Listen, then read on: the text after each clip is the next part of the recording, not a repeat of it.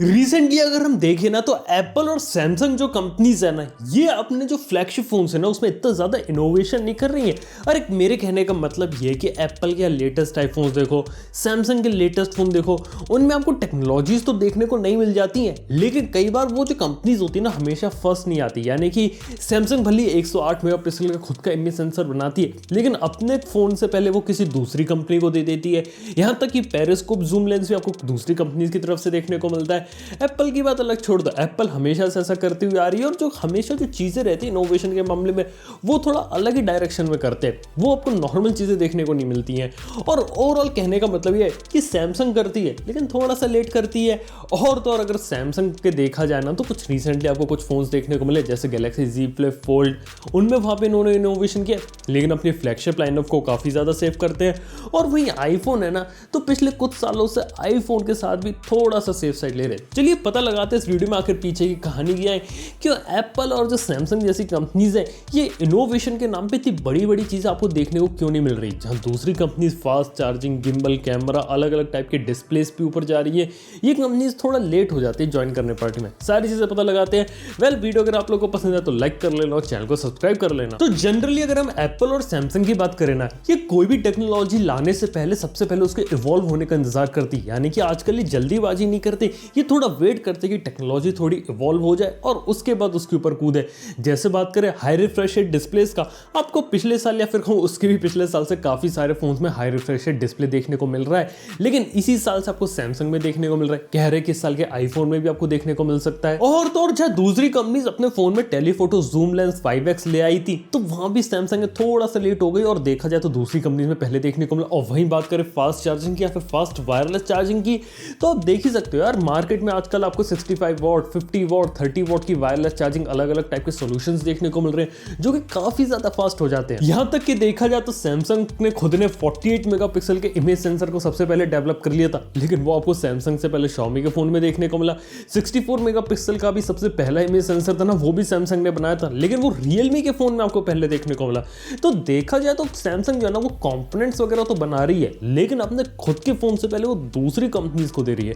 अरे कहने का मेरा मतलब ये है कि कोई भी कंपनी रहती है ना, अगर वो एक लेवल पे पहुंच जाती है तो उसे अपनी ब्रांड इमेज की चिंता रहती है। जैसे एप्पल की बात करें और सैमसंग की बात करें, और आज के समय में जो सैमसंग है ना वो उतना रिस्क लेना नहीं चाहती। मतलब कुछ समय पहले तक वो अपनी S सीरीज, नोट सीरीज में इवोल्यूशन करते थे, नई नई चीजें डाल के ट्राई करते थे कि ये चल सकता है, ये चल सकता है, ऐसा करें तो क्या होगा। उसके बाद उन्होंने देख लिया गैलेक्सी नोट 7 के बाद कि ज्यादा एक्सपेरिमेंट करने का फायदा नहीं है। एक्सपेरिमेंट करो लेकिन धीरे धीरे इवॉल्व करो और दूसरी कंपनीज को अपनी टेक्नोलॉजी दो, ताकि अगर दूसरी कंपनीज ने अगर कोई मिस्टेक करी तो उनकी मिस्टेक से सीखो और उनको गलती करने दो। जैसे बात करें वाटरफॉल डिस्प्लेस की, वो सारे सैमसंग बनाती है। हाई रिफ्रेश रेट स्क्रीन आपको एमोलेड के अंदर जितनी भी देखने को मिली है सारी की सारी सैमसंग ने बनाई है, लेकिन इसी साल आपको सैमसंग के फोन्स के अंदर आई है, क्योंकि सैमसंग वेट कर रही थी कि टेक्नोलॉजी जो है ना वो एक तरह से स्टेबल हो जाए। ऐसी ही बात करें आईफोन की ना, तो आईफोन भी इंतजार यही करता है कि एक बार टेक्नोलॉजी स्टेबल हो गई उसके बाद उसे अपने आईफोन के अंदर डालो, ताकि आपको एक परफेक्ट यूजर एक्सपीरियंस देखने को मिले। अगर जल्दीबाजी करके डाल दिया, अगर उसमें कुछ प्रॉब्लम आ गई तो उनकी ब्रांड इमेज को खतरा होता है। और ऑब्वियसली यार वो आईफोन अगर उसमें छोटी सी भी प्रॉब्लम आ गई ना, तो राई का है ना वो हमेशा पहाड़ बन जाता है। इवन सैमसंग जो है ना उसने पंच होल डिस्प्ले की टेक्नोलॉजी डेवलप करी थी, लेकिन वो फर्स्ट कंपनी नहीं थी, क्योंकि इनिशियल पंच होल्स के अंदर काफी ज्यादा प्रॉब्लम थी कलर फ्रिंजिंग वगैरह की, इसलिए वो थोड़ा रुके रहे। यहाँ तक कि आज के समय जो सैमसंग है ना वो अंडर डिस्प्ले कैमरा को भी डेवलप कर रहा है, लेकिन अभी के समय में लेकिन वो फर्स्ट कंपनी होने नहीं वाले जिसमें आपको अंडर डिस्प्ले कैमरा देखने को मिलेगा। वो थोड़ा सा वेट करेंगे और उसके बाद जब दूसरी कंपनीज मार्केट में अपने सक्सेसफुल प्रोडक्ट्स निकाल लेंगी ना, उसके बाद वो अपने अंडर डिस्प्ले कैमरा वाला फोन लेकर आएंगे। और खास बात है कि सैमसंग जो है ना वो दुनिया की लार्जेस्ट स्मार्टफोन कंपोनेंट मैन्युफैक्चरर है। यानी कि आज के समय जो सैमसंग का जो मेन फोकस है ना वो स्मार्टफोन से ज्यादा उसके कंपोनेंट्स बनाने पर है। यानी कि वो अपने कंपोनेंट्स बना के दूसरी कंपनीज को ज्यादा सप्लाई करता है, वहां से ज्यादा पैसा बनाता है एज कम्पेयर टू अपने मोबाइल फोन का बिजनेस। यहाँ तक कि एप्पल के अंदर भी जो डिस्प्ले लगता है और अलग अलग चिप्स का यूज किया जाता है ना, वो भी सैमसंग उन्हें बना कर देता है। ये काफी इंटरेस्टिंग बात है। यानी कि सैमसंग ये चाहता है कि हम अपनी टेक्नोलॉजी बनाएंगे, दूसरों को देंगे, दूसरे टेस्ट आउट करें, और उसके बाद जैसे जैसे जो टेक्नोलॉजी सक्सेसफुल होगी, जो चीज मार्केट में चलेगी उसे हम अपने फोन के अंदर इंप्लीमेंट करेंगे, और जो चीज इतनी अनसक्सेसफुल रहेगी उसे हम अपने अंदर इंप्लीमेंट नहीं करेंगे। ये स्ट्रेटेजी सैमसंग और एप्पल की बहुत ही अच्छे तरीके से चल रही है।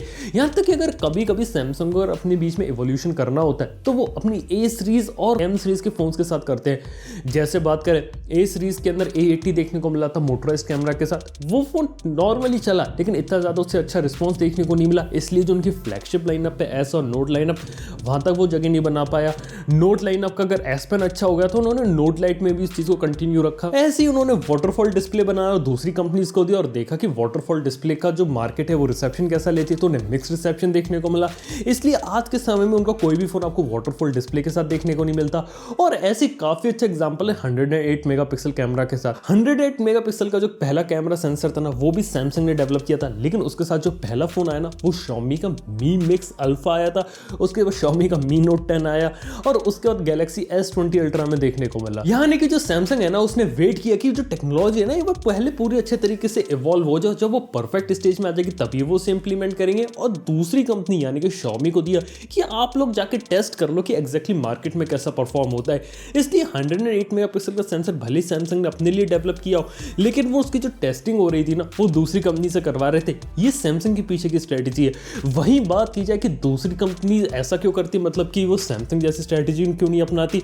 वेल दूसरी कंपनीज क्या है कि इतना बड़ा ब्रांड नहीं है और वो अपनी जो ब्रांड इमेज है ना वो चेंज करना चाहते। काफ़ी अच्छा एग्जांपल यहाँ पे ओप्पो और वीवो का।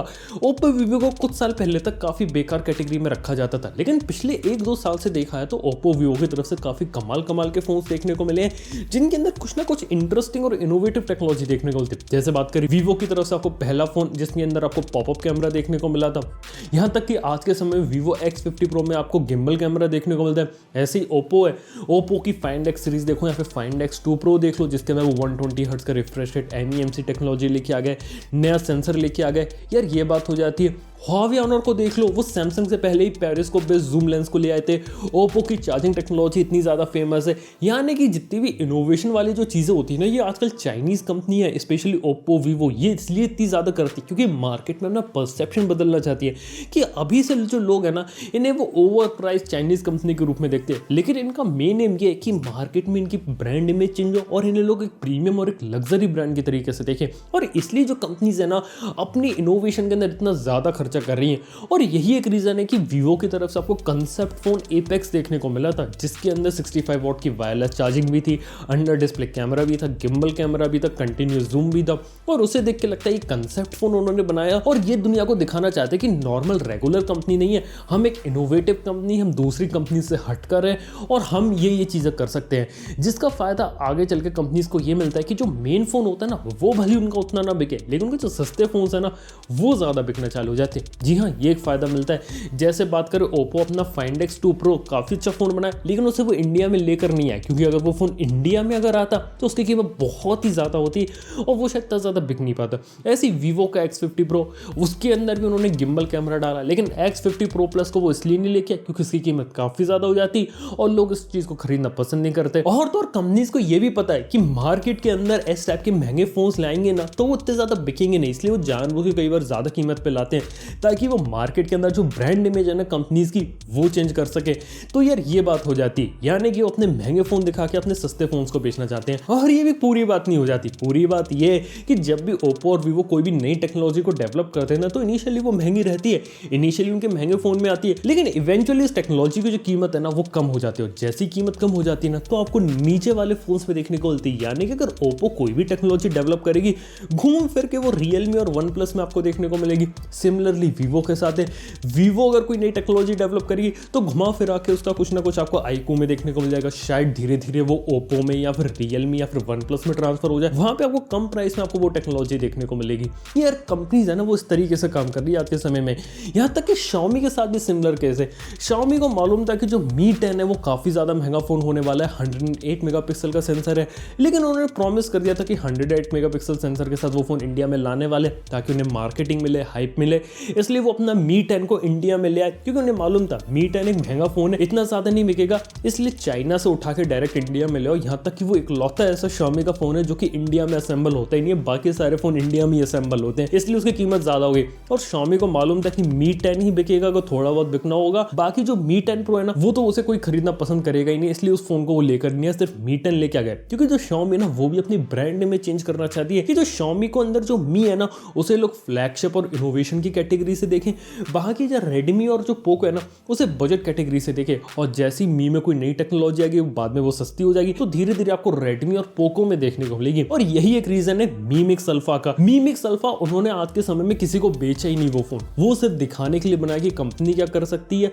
और जब भी कोई कंपनी इस टाइप की टेक्नोलॉजी बनाती है मोबाइल फोन के स्पेस में तो जितनी भी वेबसाइट्स होती है, मीडिया होता है, सब उसे कवर करता है, लोगों को बताता है कि इस कंपनी ने क्या अलग चीज करी है, और उससे कंपनी की जो ब्रांड इमेज होती है ना उस पर फर्क पड़ता है। इसलिए जो कंपनी ना वो अपने कंसेप्ट फोन्स वगैरह भी बनाती हैं, यहाँ तक कि Mi Mix Alpha है वो भले ही मार्केट में बिके नहीं, लेकिन वो कंपनी ने जानबूझ के बनाया ताकि वो दुनिया को दिखा सके और धीरे धीरे उसकी टेक्नोलॉजी आपको दूसरे फोन्स में देखने को मिल सके। जैसे काफी अच्छा एग्जांपल है 108 मेगापिक्सल कैमरा का। वहीं बात करें आपको दूसरे कंसेप्ट फोन जैसे कि OnePlus ने अपना कंसेप्ट 1 बनाया था डिसअपीयरिंग कैमरा वाला, वो भी आपको मार्केट में देखने को नहीं मिला क्योंकि उन्हें ही मालूम यार ये बहुत महंगा फोन है, ये सिर्फ उन्होंने शोकेस के लिए बनाया, ये फोन अगर मार्केट में लाएंगे तो चलेगा नहीं। और ये जो कंपनीज है ना छोटी छोटी सिर्फ इसलिए इतना ज्यादा आज के समय में इनोवेशन कर रही है ताकि दूसरी कंपनी से अपने आप को स्टैंड आउट कर सके और ये दिखा सके कि किस तरीके से दूसरों से अलग है और दूसरों से ज्यादा फोन्स बेच सके। यानी कि जो सारी कंपनीज है ना आज के समय में जो मीडिया का जो अटेंशन होता है ना उसके लिए हंगरी हो रखी है। इवन यहाँ पे काफी अच्छा एग्जांपल है, क्या आप लोगों को मालूम है कि फरवरी के महीने में रेस लगी पड़ी थी इंडिया में मोबाइल फोन कंपनीज में कि पहला 5G फोन कैसे लेके आता है। जैसे उस समय आईको ने अनाउंस किया था कि आईको अपना पहला 5G फोन लेके आएगी, उसके बाद Realme बोलते कि हम अपना X50 Pro लाएंगे, उसके बाद Xiaomi आ जाती कह दी कि जो Mi Mix Alpha है ना वो पहला 5G फोन है, वो पहले शोकेस होगा इंडिया के अंदर। तो देखा जाए तो तीन कंपनीज आ गई थी इस रेस के अंदर क्योंकि वहां पे वो अटेंशन लेना चाहते थे और ये मीडिया का कवरेज लेना चाहते थे कि इंडिया का पहला 5G फोन ये कंपनी लेके आई। तो यार इस टाइप में कंफ्यूजन वगैरह हो जाता है। तो देखा जाए तो इस तरीके से कंपनीज है ना मार्केट में बज़ क्रिएट करना चाहते हैं और ये दिखाना चाहते हैं कि हम दूसरी कंपनी से अलग है और हम अपने दूसरे जो फोन है भले उनका महंगा फोन कोई ना खरीदे लेकिन सस्ते फोन बिक जाए। तो पीछे की पूरी कहानी ये हो जाती है। लेकिन भाई एप्पल और सैमसंग क्या करती है, अब उन्हें इस टाइप के मीडिया टेंशन की जरूरत नहीं है, उन्हें अगर जरूरत होगी वो टाइम टू टाइम करते रहेंगे, लेकिन वो क्या करते हैं कि वेट करते हैं कि जब तक टेक्नोलॉजी परफेक्ट ना हो जाए, लोगों के लिए सही ना हो जाए, तभी जाके उसे इंप्लीमेंट करो। ध्यान नहीं कि आपको एस सीरीज और नोट सीरीज में कुछ भी आउट ऑफ द बॉक्स बिल्कुल भी नई चीज देखने को नहीं मिलने वाली। आपको अंदर वही चीजें देखने को मिलेंगी जो ऑलरेडी दूसरे फोन्स में किसी ना किसी रूप में अवेलेबल है, लेकिन उनका एक परफेक्ट वर्जन आपको देखने को मिलेगा सैमसंग के फोन्स के अंदर। इवन एप्पल भी जो है वो लाइडर सेंसर को डेवलप कर रही है। अब ये इसका कंसेप्ट क्या है वो एक अलग चीज हो जाती है, लेकिन वो भी धीरे धीरे इनोवेशन कर रहे हैं और वो अपने स्टाइल से करते हैं। यानी कि लाइडर सेंसर को पहले उन्होंने अपने iPad Pro के अंदर इंप्लीमेंट किया, उसके थ्रू वो डेटा लेके उसे थोड़ा परफेक्ट बनाएंगे, फिर अपने आईफोन के अंदर इंप्लीमेंट करेंगे, फिर इसी टेक्नोलॉजी को एप्पल ग्लास के अंदर इंप्लीमेंट करेंगे। तो उनकी स्ट्रेटेजी पूरी तरीके से अलग हो जाती है। लेकिन उनका कहने का मतलब यह है कि कोई भी नई टेक्नोलॉजी अगर दे रहे हो ना कंज्यूमर्स को तो वो पहले ट्राइड एंड टेस्टेड होनी चाहिए। अगर वो ट्राइड एंड टेस्टेड नहीं होगी और उसमें कुछ प्रॉब्लम वगैरह आ गई तो at the end of the day उनकी ब्रांड इमेज को खराबी होगी। और इसलिए जो उनके जो टॉप टियर जो सबसे ज्यादा बिकने वाले जो फोन्स होते हैं ना उनमें आपको कोई भी नई चीज या इनोवेटिव चीज देखने को नहीं मिलती।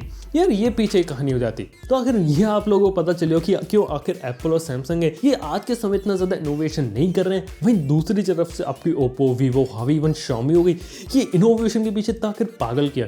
तो यार ये बात हो जाती है। वेल वीडियो अगर आप लोगों को पसंद आया तो डेफिनेटली लाइक कर लेना, चैनल को सब्सक्राइब कर लेना। थैंक यू आपको वीडियो देखने के लिए। मैं आपसे मिलूंगा नेक्स्ट वीडियो के अंदर। Good bye.